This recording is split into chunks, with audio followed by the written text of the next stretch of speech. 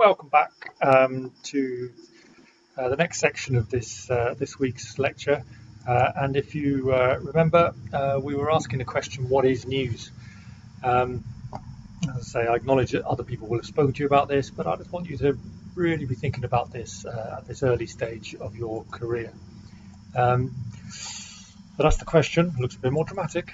So I'd just like you to listen to this and then pause and have a little think for a while. I want you to go away and have a think about what are the characteristics of news. Not just what maybe another lecturer has told you, but what do you think the characteristics of news are. But as well as making that list, and it can be as long or as short as you want, I'd also like you to make a list of the characteristics of information that's not news. Because I think in some ways that makes it easier to work out.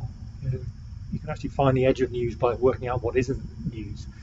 So just because it's information, I think in the first week I gave you the example of a phone directory. So the phone directory news, well, it's information and it's useful, but it's not news. So and I'd like you to think along the lines of, for instance, if you read someone's blog, is that news? Someone's giving you their opinions on something. Is that news? So pause these slides for a moment, go away, make a list of the things that characterize news, and also a list of the things that characterize other kinds of information that are not news. And then when you finish that, press play and come on back and we'll discuss that. So hopefully you've come up with a list. You might have just skipped on to the next slide straight away. That's fair enough. But please do think about this, because it is a question which vexes quite experienced journalists. So to me, this is my list. The first one is obvious, really, because you just have to take the S off the end, and it's new. So it needs to reveal new information to the reader. And the reason it's worth stressing that is that as we move on through the program and we start pushing you to go and find stories, there's no point just recycling what you've read somewhere else and just thinking, well, I'll do my own version of it. You've got to think about your readers, that they want to find out something new. If you're just recycling something you've seen in the Manchester Evening News or you saw on Vice, then you've got to ask yourself, why would anyone want to read your version of it? It's just an old story. So being new is critical to the quality of news. It needs to be factual, and that's really important. That it's sort of obvious that it needs to be true, but when I say factual, you need to be looking for facts. Where are you getting the facts from? Your job is to do the hard work for your reader. It's not just to reuse things you found on Wikipedia, which you don't know whether they're true or not. You're the value that you have to your reader is that you're doing the fact checking. So have a think about getting facts into your story, but also think about, where are you getting your facts from? How do you know something is true? It's so important that it's true, because undoubtedly you'll see many examples of where journalism has failed to tell the truth. Now, of course, that's true. There's plenty of examples of where medicine has failed to heal people, but that doesn't mean that the objective is not to heal people. And the same with journalism. The objective is to tell the truth, and anything less than the truth it diminishes what we do. So yes, you'll get it wrong. We all get it wrong at various times, but it's really important that you strive to get it right and to tell the truth. As well as being factual and true and new, but it needs to be significant, and it doesn't need to just be significant to a few people. It needs to be significant to a wider group. If you're going to have any chance of attracting an audience to what you do, you need to be telling people stories that they want to hear, and enough people want to hear them to give it some level of significance. So yeah, it needs to be significant to a community.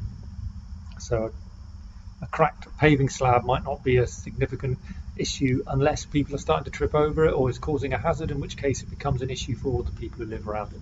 So you've got to look for the significance in a story. And of course, it has to be interesting.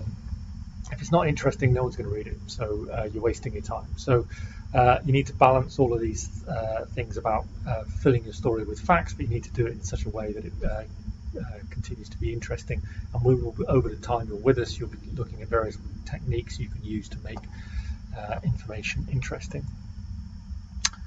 Impartial. I put that one on the end of my list. I don't know if you had it on yours. Yes, you should strive to be objective, but I think we would probably agree, if we were in the same room, that not all news is impartial, and you will find plenty of examples where they're not even trying to be objective. And we can look at various examples. You might argue that the coverage of the Brexit debate demonstrated quite a lot of partiality in the way that it was reported and continues to be reported. So I would again argue that you should strive to be impartial, but as to whether it's actually achievable is something we can maybe talk about over the coming years.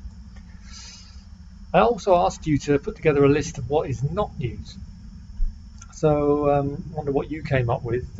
My list, I sort of gave you a hint before the pause that opinion is not news.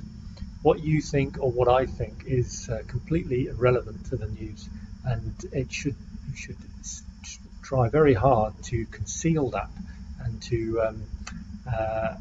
remove that from your reporting. So if you think somebody is in the wrong, it's not up to you to judge that person or to try and influence your reader's opinion about that person. You can certainly put the facts out there in front of them, but you should be avoiding your own personal opinion. You might report on other people's opinions about those activities, but your own opinion should not matter. Things that are untrue should not be in the news. Sometimes they get in there, but at no point should you ever include anything which you know to be untrue, or which you've not worked to check the veracity, the truth of something. So that a lack of truth undermines its value as news. Something that's old, but as the obverse of the first characteristic in the list of things that make it news. If something's old, you are wasting your time telling people things they already know. Boring, of course. If it's boring, no point doing it. And if it's trivial, you've got to think very carefully about the things that you're reporting. Do enough people want to read that or look at it in order for you to spend your time reporting on it? If it is trivial, if it's boring, if it's old, untrue, if it's just based on opinion, look for a different story. So, okay, how does this all add up? Well, I just wanted to talk to you a bit more about journalists and why it's important. I spoke to you in the first week about journalism and why it is a significant, important thing, that it has a great purpose, and when it is used correctly, it's nothing short of being a superpower, that you can go out and reveal things, you can change things, which is why we need to use it so carefully, because it does carry enormous weight, and you can do a lot of damage if you get it wrong. But also I want you to think about the pride you should have in your profession, because people do sacrifice a huge amount in order to do this job. So I just wanted to give you some examples, really. Veronica Guerin was an Irish journalist, and she worked enormously hard to uncover and to reveal the criminal activities going on in Ireland. It was around drug dealing, but it was tied in with terrorist organisations. Now in 1996, she was driving to work, and a gunman shot her while she was still in her car. Now that was a tragedy, because it was an affront to us all as journalists that somebody who's trying to tell the truth was paid for it with their lives. It was turned into a film with Cate Blanchett, so there's something to pick up on at some point if you get a chance to see that film. 2002, Daniel Pearl was working with the Wall Street Journal in Pakistan, and he again was trying to uncover criminal activities in the drug trade amongst various warlords, and he was abducted, and he was placed on video ransom messages and ultimately was killed, was murdered for what he was trying to do. And again, there's a film about his activities, and it'd be worth having a watch of that if you get the opportunity. Marie Colvin is someone you might have heard of. His more recent death. She went into Syria. She was a very famous Sunday Times reporter, very distinctive because of her eye patch for an injury she had sustained. But she went into Syria at a time when no one else was daring to go into Syria to report on the humanitarian tragedy that was going on in that country. And she was, in the end, her journalism was so powerful she ended up being targeted by military forces and was killed in a mortar attack. These two gentlemen, both Americans, James Foley and Stephen Sotloff, they were both abducted by Islamic State, again in Syria, and they were placed in the desert in orange jumpsuits and beheaded on camera. Their crime was to go in there and to try and report on the huge needs that people had in that country. But telling the truth is uncomfortable for some people. And then, of course, Charlie Hebdo in 2015. You'll have seen this in the news recently because the trial is taking place in France of some of the people who assisted the gunman who went into Charlie Hebdo's office in Paris and killed a number of journalists who were working on a satirical magazine. Again, their crime was to publish an uncomfortable version of the truth. You can argue whether what they were doing was ethically valid, and it's a good argument, a good discussion to have, because what they were doing was highly offensive to Muslims around the world, and I'm in no way suggesting or trying to vindicate that behaviour, but the response was for terrorist gunmen to go into their offices and to kill them. Again, just to show the